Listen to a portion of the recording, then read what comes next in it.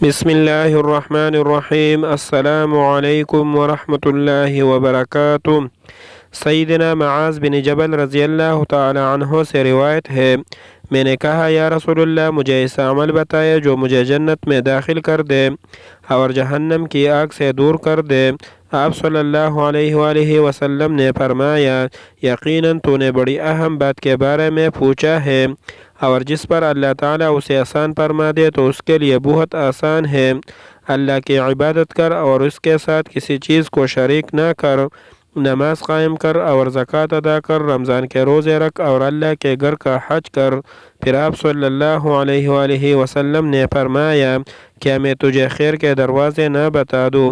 روزہ ڈال ہے گناہوں کو صدقہ اسی طرح ختم کر دیتا ہے جس طرح پانی آگ کو بجھا دیتا ہے، اور آدمی کا آدھی رات کو نفل نماز پڑھنا۔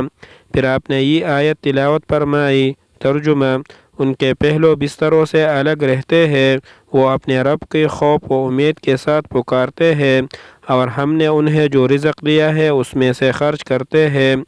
کوئی شخص نہیں جانتا کہ ان کے لیے کون سی نعمتیں چھپا کر رکھی گئی ہے، جن میں ان کے آنکھوں کی ٹھنڈک ہے۔ یہ بدلہ ہے اس کا جو یہ اعمال کرتے تھے۔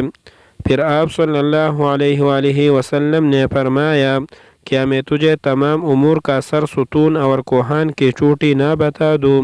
میں نے کہا جی ہاں یا رسول اللہ، ضرور بتائیے۔ آپ صلی اللہ علیہ وآلہ وسلم نے فرمایا، امور دین کا سر اسلام ہے، اس کا ستون نماز ہے اور اس کے کوہان کی چوٹی جہاد ہے۔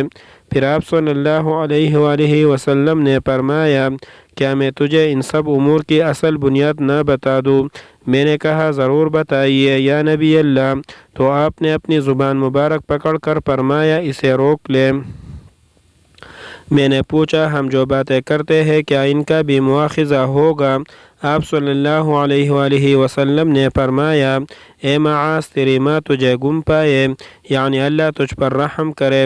زبانی فضول باتیں ہی لوگوں کو جہنم کی آگ کی منہ یا نتہنوں کے بل گراتی ہے۔ اللہ تعالی ہم سب کا حامی و ناصر ہو، آمین ثم آمین۔ احادیث مبارکہ سننے کے لیے اس چینل کو سبسکرائب کریں۔ جزاک اللہ خیرہ، شکریہ۔